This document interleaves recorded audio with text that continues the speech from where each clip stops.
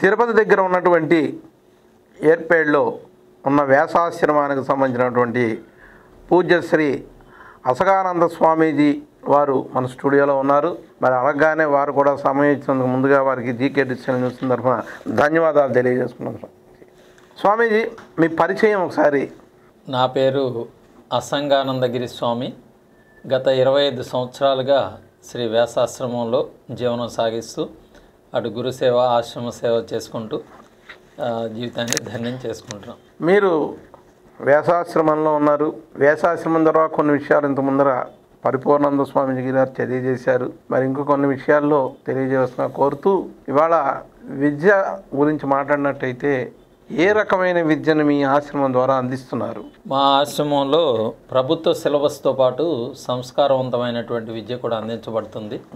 సంస్కృతం subject extra ఉండడం వలన అక్కడ ఉన్నటువంటి పిల్లలు అటు భగవద్గీత, అలాగే అనేక శాంతి మంత్రాలు, ఉపనిషత్తులు అవన్నీ కూడా కంఠోపాఠంగా నేర్చుకుని వారి యొక్క జీవితంలో చక్కగా ఆ భగవద్భక్తి అలవర్చుకోవడానికి, మంచి సంస్కారం అలవర్చుకోవడానికి అవకాశం ఉంటుంది. అక్కడ చదువుకున్నటువంటి పిల్లలు ఆ తర్వాత రాష్ట్రీయ సంస్కృత విద్యాపీఠ అటువంటి చోట్ల ఉన్నతమైనటువంటి చదువులు చదువుకుని సంస్కృత కళాశాలల్లో ప్రొఫెసర్స్గా, ప్రిన్సిపాల్స్గా గొప్ప గొప్ప వాళ్ళు అయినటువంటి వాళ్ళు ఉన్నారన్నమాట. దాని పేరు ఏంటంటే పాఠశాల? బ్రహ్మ విద్యా పాఠశాల. బ్రహ్మ విద్యా పాఠశాల. మామూలు పాఠశాల కూడా ఉంది. మామూలు గవర్నమెంట్ సిలబస్తో పాటు సంస్కృతం ఎక్స్ట్రా సబ్జెక్ట్ ఉంటుంది కాబట్టి అక్కడ చదువుకున్న వాళ్ళు తర్వాత ఉన్నతమైనటువంటి సంస్కృత విద్యలు కూడా అభ్యసించవచ్చు. మేము ఈ మధ్యన రీసెంట్గా కృష్ణా జిల్లా ఘంటసాల మండలంలో తాడేపల్లి అనేటువంటి ప్రదేశంలో శ్రీ మలయాళ స్వాముల వారి పెద్దాశ్రమం అని ఒక ఆశ్రమం ఉందన్నమాట. ఇది 1929వ సంవత్సరంలోనే ప్రారంభించబడింది. అక్కడ రూములు ఉన్నాయి, వసతి ఉంది, లైబ్రరీ ఉంది, భోజనశాల ఉంది, ప్రకృతి సహజమైనటువంటి ప్రశాంత వాతావరణం, పొలాల్లో ఆశ్రమం ఉంటుందన్నమాట. ఈ మధ్యన రాష్ట్రీయ సంస్కృత విద్యాపీఠ తిరుపతి వాళ్ళు వాళ్ళకి బ్రాంచ్ ఎక్కడైనా ఈ ప్రాంతంలో పెట్టాలని వాళ్ళు స్థలం గురించి చూస్తూ ఉన్నారు. సో కాబట్టి వారితో మాట్లాడి ఆ బ్రహ్మ విద్యా పాఠశాలని మా ఆశ్రమ బ్రాంచ్లో ఏర్పాటు చేయమని అడగడము, మరి ఆ జీకే మూర్తి గారు అయినటువంటి రిజిస్ట్రార్ గారు, వైస్ ఛాన్సలర్ గారు చక్కగా అనుమతించి అక్కడ ప్రస్తుతం బ్రహ్మ విద్యా పాఠశాల ప్రారంభించడం జరిగింది. దానిలో మొట్టమొదటిగా ప్రాక్ శాస్త్రి అని 2 సంవత్సరాల కోర్సు ఉంటుందన్నమాట. దాంట్లో పురాతన శాస్త్రాలు ఉంటాయి. అలాగే ఈ రోజుకు తగినట్టుగా పిల్లలకి మరి కొంత ఇంగ్లీషు, కంప్యూటర్స్ నాలెడ్జి, మ్యాథ్స్, అలాగే లాంగ్వేజెస్ అయినటువంటి తెలుగు, సంస్కృతం ఇవన్నీ కూడా బోధించబడతాయి అన్నమాట. 10th క్లాసు 10వ తరగతి ఉత్తీర్ణులైనటువంటి వాళ్ళు ఈ కోర్సులో జాయిన్ అవ్వచ్చు. ఇది 2 సంవత్సరాల కోర్సు. అంటే ఇది మన మామూలు విద్యతో చూసుకున్నప్పుడు ఇంటర్మీడియట్తో సమానం అన్నమాట. దీని తర్వాత శాస్త్రి అనేటువంటి కోర్సు ఉంటుంది. అది 3 సంవత్సరాలు, అది డిగ్రీతో సమానం. కాబట్టి ప్రస్తుతం ప్రారంభంగా మేము ఈ ప్రాక్ శాస్త్రి కోర్సుతో కార్యక్రమాన్ని ప్రారంభించాము.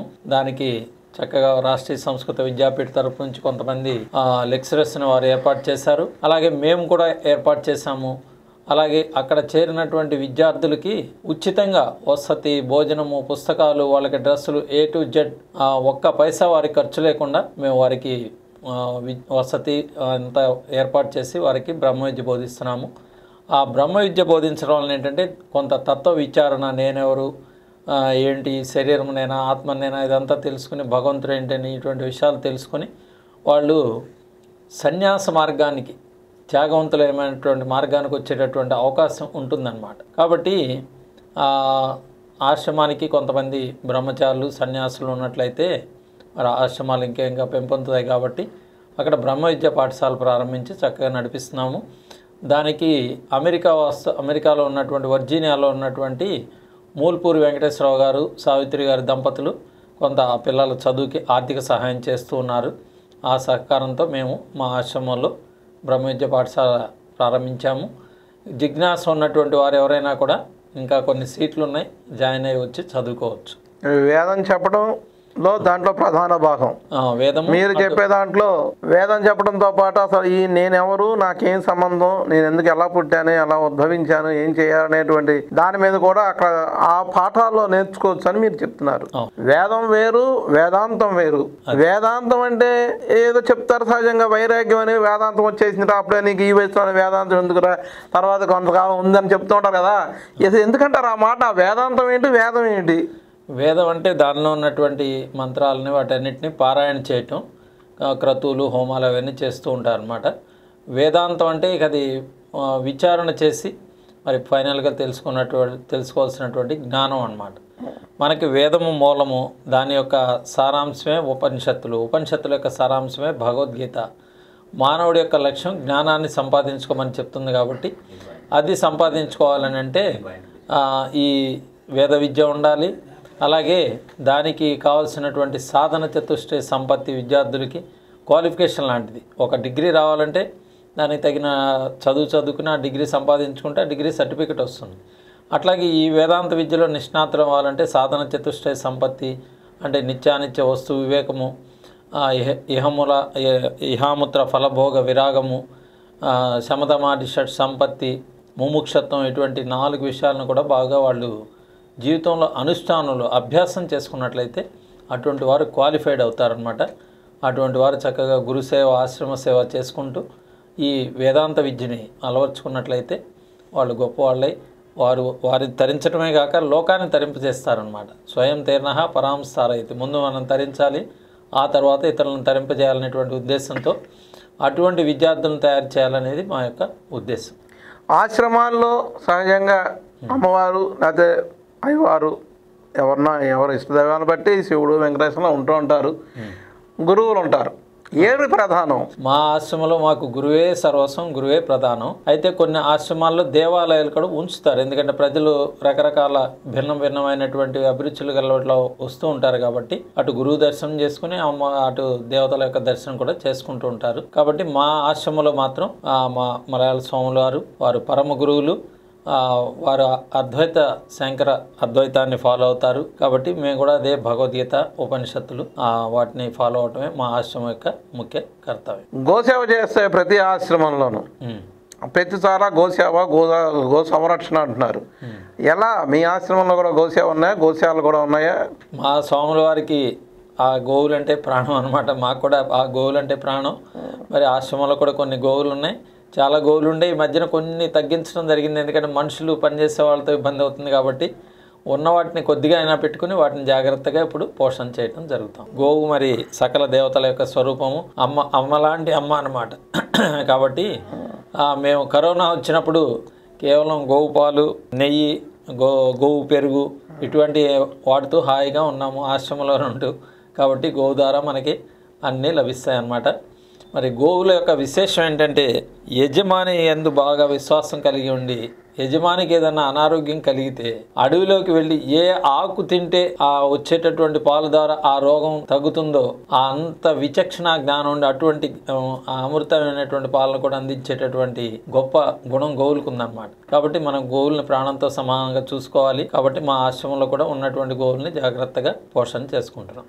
గోపాలు, గోమూత్రం, గోక్షేత్రం ఇంతా కూడా అన్నీ కూడా ఔషధాల కిందే పనిచేస్తుంది. అన్ని పవిత్రమే. ఆ 5 కలిపినటువంటి దాన్ని అప్పుడప్పుడు తీసుకున్నట్లయితే శరీరంలో ఉన్నటువంటి సకల రోగాలు నశిస్తాయని చెప్పి మరి అప్పుడప్పుడు తీసుకుంటూ ఉంటారు. అలాగే అమ్మవారికి బరులు ఇచ్చే కార్యక్రమం ఉంది. చాలా దేవాలయ అమ్మవారు గ్రామ దేవతల దగ్గర జంతు బరులు బాగా ఉంటున్నాయి. సో ఈ జంతు బరులను ఎప్పుడు నిషేధించారు? అసలు జంతు బరులు ఇవ్వచ్చా, ఇవ్వకూడదా?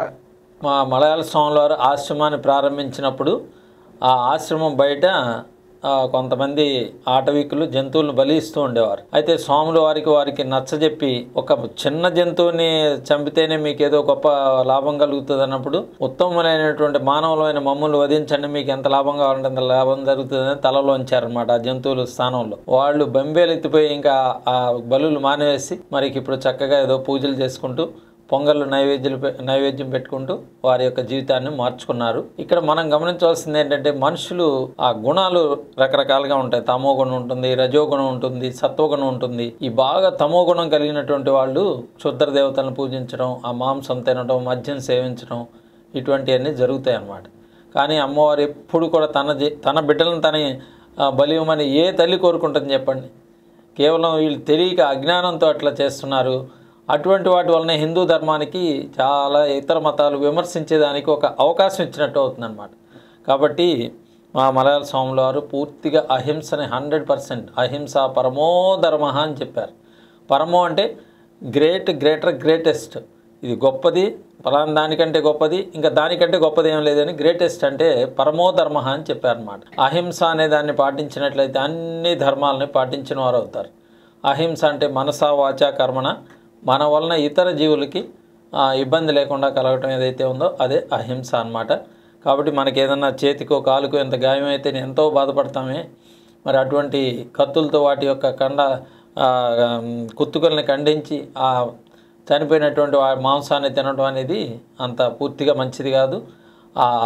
అసలు మన శరీర తత్వానికి సహజమైనటువంటి ఆహారం చక్కగా పడుతుంది, ఆరోగ్యంగా ఉంటుంది. లేని వేరే జంతువు యొక్క మాంసాన్ని తీసుకొచ్చి ఇక్కడ పెట్టినట్లయితే అది దానికి దీనికి పడక లేనిపోయిన రోగాలు వస్తాయి. కాబట్టి ఆ మాంసాహారాన్ని పూర్తిగా వర్జించమని మా యొక్క ఆశ్రమంలో గురువుగారు దగ్గరికి చాలామంది ఉపదేశం ఇవ్వమని వస్తూ ఉంటారు. ఇందాక వెంకటరమణ గారు అడిగారు ఉపదేశం అంటే ఏంటని. ఇష్టదైవం యొక్క మంత్రాన్ని, బీజాక్షర సహితమైనటువంటి మంత్రాన్ని స్వాముల వారు ఉపదేశం ఇస్తారన్నమాట. ఉపదేశం తీసుకోవాలంటే మొట్టమొదటి కండిషన్ వ్యాసాశ్రమంలో మాంసాహారాన్ని మానివేయాలి. అసలు తినకుండా చిన్నప్పటి నుంచి తినకుండా ఉన్నారనుకోండి, వాళ్ళు ఉత్తములు, వాళ్ళ జీవితం అదృష్టవంతులు. ఒకవేళ తింటూ కూడా మానేసినట్లయితే ఎన్నో అశ్వమేధ యాగాలు చేస్తే కలిగేటటువంటి పుణ్యం కలుగుతుందన్నమాట.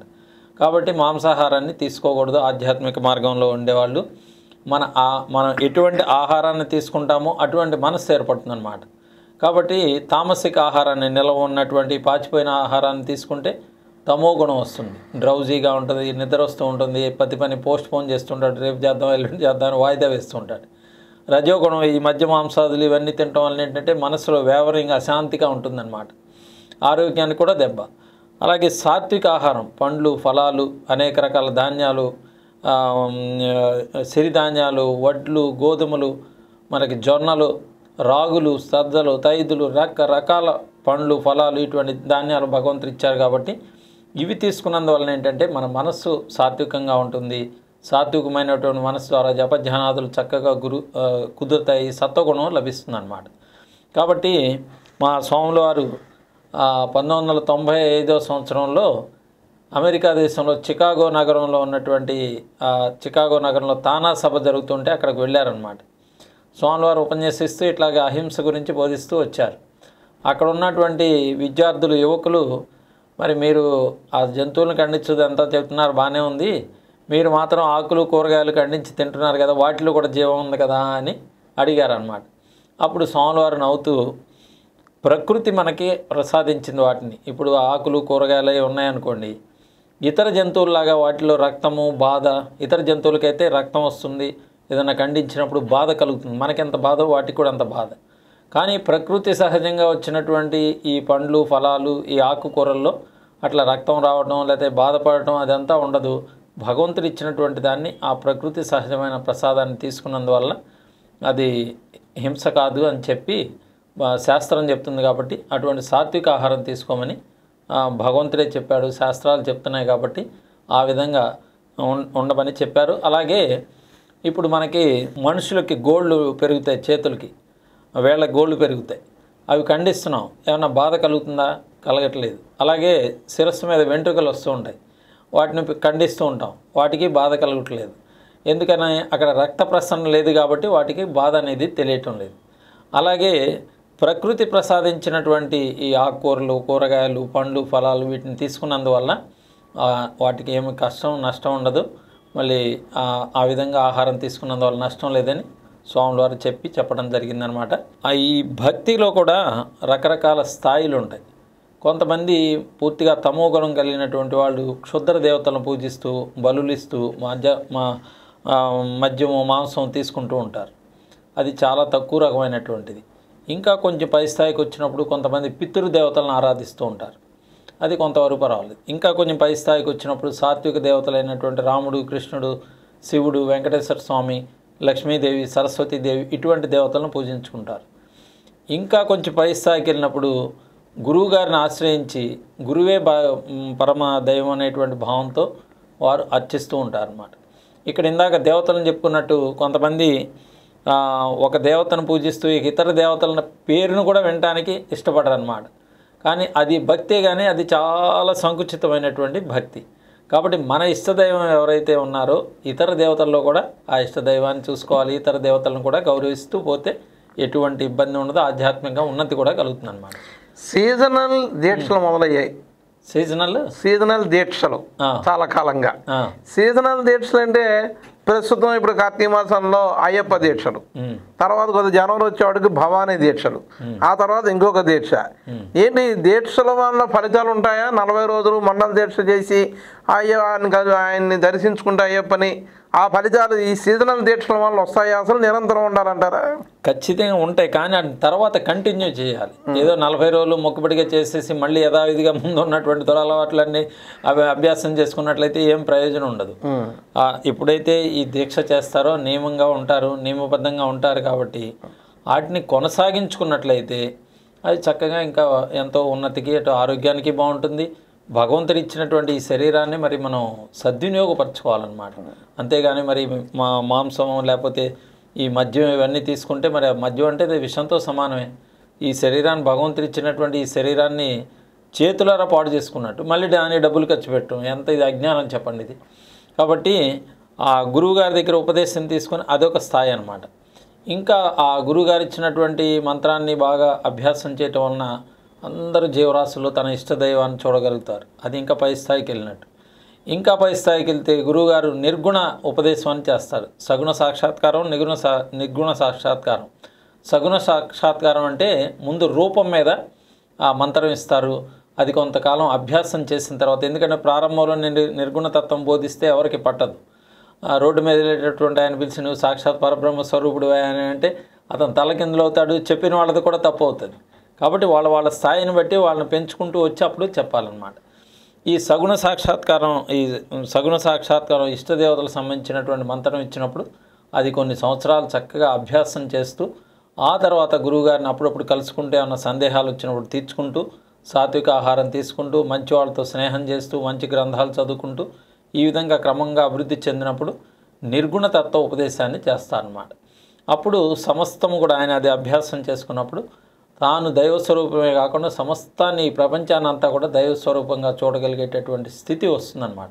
కాబట్టి ఈ విధంగా భక్తిలో క్రమంగా అంచెలంచెలుగా పెరుగుతూ మన హిందూ ధర్మంలో ఇటువంటి గొప్ప స్వేచ్ఛను మనకి ఇచ్చారు. కాబట్టి మనం ఈ ఆధ్యాత్మిక మార్గంలో ఎంత విచారణ చేయడానికి, ఎంత రీసెర్చ్ చేయడానికైనా స్వేచ్ఛ ఉందన్నమాట. కాబట్టి సామాన్యమైనటువంటి వారు కూడా తాను భగవత్ స్వరూపుడు అనేటువంటి స్థితికి వెళ్ళేటటువంటి జ్ఞానాన్ని, స్థితిని మనకి హిందూ ధర్మంలో అనేక శాస్త్రాలు, అనేక మహాత్ములు ఆచరించి చూపించారు. అది ఇతర ధర్మాల్లో కేవలం ఆ దేవుడినే ప్రార్థించాలి, ఇతర దేవుడిని ప్రార్థించడం తప్పు అనేటువంటి భావన ఉంటుంది. అది సంకుచితమైనటువంటి స్వభావం అన్నమాట. కాబట్టి మన హిందూ ధర్మంలో ఒక సామాన్యమైనటువంటి స్థితి నుంచి హైయెస్ట్ స్థితికి వెళ్ళేటటువంటి మార్గాన్ని మనకి మహాత్ములు బోధించారు, శాస్త్రాలు బోధిస్తున్నాయి. ఆ విధంగా ఆ మార్గంలో నడిచినట్టయితే ఒకరోజు కాకపోతే ఒకరోజైనా గమ్యస్థానం చేరుకోగలుగుతాం అన్నమాట. కాబట్టి ఆ యొక్క సాధన తీవ్రతను బట్టి కొంతమంది కొన్ని సంవత్సరాలు, కొన్ని రోజుల్లో, కొన్ని నెలల్లో, కొన్ని సంవత్సరాల్లో, లేదంటే కొన్ని జన్మల్లో కూడా అటువంటి గొప్ప స్థితిని పొందేటటువంటి స్థితి వస్తుంది. కాబట్టి జంతు బలులు అనేవి పూర్తిగా మానివేయాలి. ఇప్పుడు చాలా వరకు తగ్గినాయి, కానీ అక్కడక్కడ ఉన్నాయి. అది తెలియనితనంతో చేసేదే కానీ తెలిసి చేసేది కాదు. అమ్మవారు మాత్రం నాకు బిడ్డలను బలి ఇవ్వమని ఏ తల్లి జగన్మాత ప్రేమ స్వరూపిణి ఆవిడ ఎట్టి పరిస్థితుల్లోనూ కోరుకోదు. రామకృష్ణ పరమహంసుల వారు మరి అమ్మవారిని పూజించారు. ఆయన ఏమన్నా బలులు ఇచ్చారా? ఆయన భక్తి తత్వంతో అమ్మవారిని సాక్షాత్కరింపజేసుకున్నారు. అమ్మవారు నిరంతరం ఆయనకి సూచనలు ఇస్తూ ఆయన్ని ఉద్ధరించారన్నమాట. కాబట్టి ఆయన ఏ బలి ఇవ్వలేదు. ఆయన అమ్మగారు ఏమన్నా బలి కోరుతుందో చెప్పండి? ఎట్టి పరిస్థితుల్లో కోరదు. తెలియని వాళ్ళు ఏదో వాళ్ళు మాంసం తినాలనేటటువంటి వాళ్ళ జిజ్ఞాస ఉంటుంది కాబట్టి ఈ వంకతో చంపి తింటున్నారు అన్నమాట. కాబట్టి జంతు బలులు నిషేధం. వ్యాసాశ్రమం 100వ సంవత్సర కార్యక్రమాన్ని సత్సాంప్రదాయంగా జరుపుకోవడానికి అన్ని ఏర్పాట్లు జరుగుతున్నాయి. 7 రోజుల పాటు జరగడానికి ఏ రకమైన ఏర్పాట్లు చేస్తున్నారు?